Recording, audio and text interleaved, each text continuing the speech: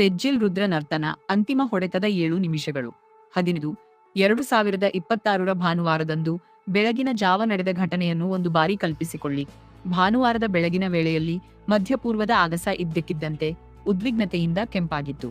ಹಿಂದೆಂದೂ ಯುದ್ಧದಲ್ಲಿ ಯಾರೂ ನೋಡಿರದ ಸೆಜ್ಜಿಲ್ ಎನ್ನುವ ಕ್ಷಿಪಣಿಯನ್ನು ಇರಾನ್ ಇದ್ದಕ್ಕಿದ್ದಂತೆ ಪ್ರಯೋಗಿಸಿತ್ತು.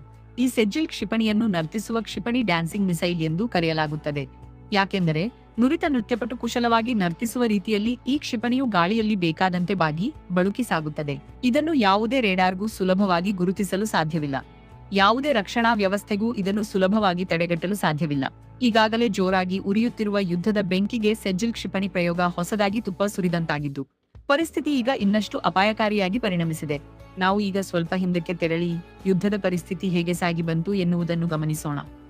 ಇರಾನ್ ಮತ್ತು ಅಮೆರಿಕ ಬೆಂಬಲ ಹೊಂದಿರುವ ಇಸ್ರೇಲ್ ನಡುವಿನ ಯುದ್ಧ ಫೆಬ್ರವರಿ 28, 2026 ಆರಂಭಗೊಂಡಿತು. ತನ್ನ ಮೇಲೆ ಯಾವುದೇ ಕಾರಣವಿಲ್ಲದೆ ದಾಳಿ ನಡೆಸಲಾಯಿತು ಎಂದು ಇರಾನ್ ಆರೋಪಿಸಿದೆ.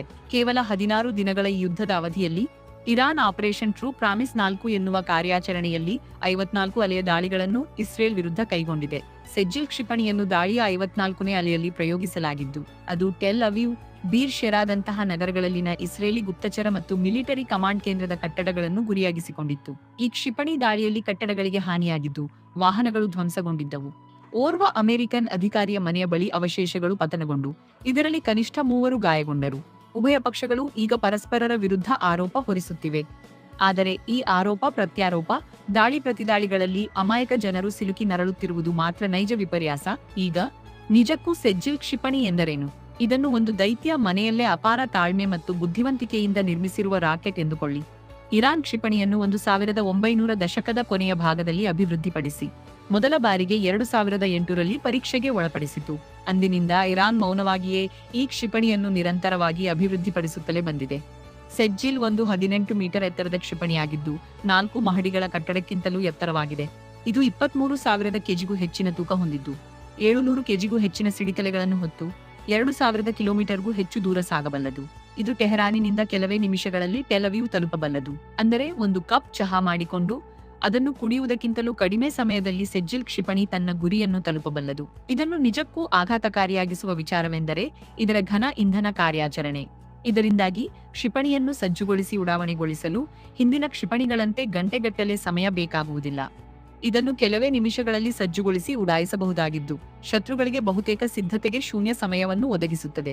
ಇದು ಹಾರಾಟದ ಮಧ್ಯದಲ್ಲೇ ಪಥ ಬದಲಿಸುವ ಸಾಮರ್ಥ್ಯ ಹೊಂದಿರುವುದರಿಂದ ಇದಕ್ಕೆ ಡ್ಯಾನ್ಸಿಂಗ್ ಕ್ಷಿಪಣಿ ಎನ್ನುವ ಹೆಸರು ಬಂದಿದೆ.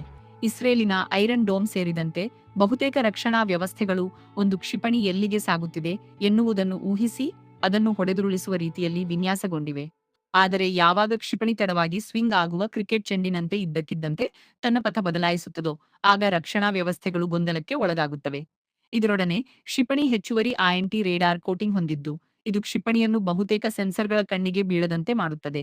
ಇಂತಹ ವಿಶೇಷ ಸಾಮರ್ಥ್ಯ ಶತ್ರು ಜನರಲ್ಗಳು ಕ್ಷಿಪಣಿಯ ಭಯದಲ್ಲಿ ನಿದ್ದೆಗೆಡುವಂತೆ ಮಾಡುತ್ತದೆ. ಯುದ್ಧ ಪೀಡಿತ ಪ್ರದೇಶಗಳಲ್ಲಿ ವಾಸಿಸುವ ಸಾಮಾನ್ಯ ಕುಟುಂಬಗಳಿಗೆ ಇದು ತಂತ್ರಜ್ಞಾನದ ವಿಚಾರವಲ್ಲ. ಅವುಗಳಿಗೆ ಇದು ಮಧ್ಯರಾತ್ರಿ ಮೊಳಗುವ ಎಚ್ಚರಿಕೆಯ ಕರೆಗಂಟೆ. ಅವರು ತಮ್ಮ ಮಕ್ಕಳನ್ನು ಕರೆದುಕೊಂಡು ತಕ್ಷಣವೇ ಒಂದು ಆಶ್ರಯತಾಣಕ್ಕೆ ಧಾವಿಸಬೇಕಾಗುತ್ತದೆ. ಅವರಿಗೆ ತಾವು ಮಿಲಿಟರಿ ನೆಲೆಗಳ ಬಳಿ ಇಲ್ಲದಿದ್ದರೂ ತಮ್ಮ ಮನೆಗಳ ಬಳಿ ಬೀಳು ಕ್ಷಿಪಣಿಯ ಶಾರ್ಪ್ನೆಲ್ಗಳಿಂದ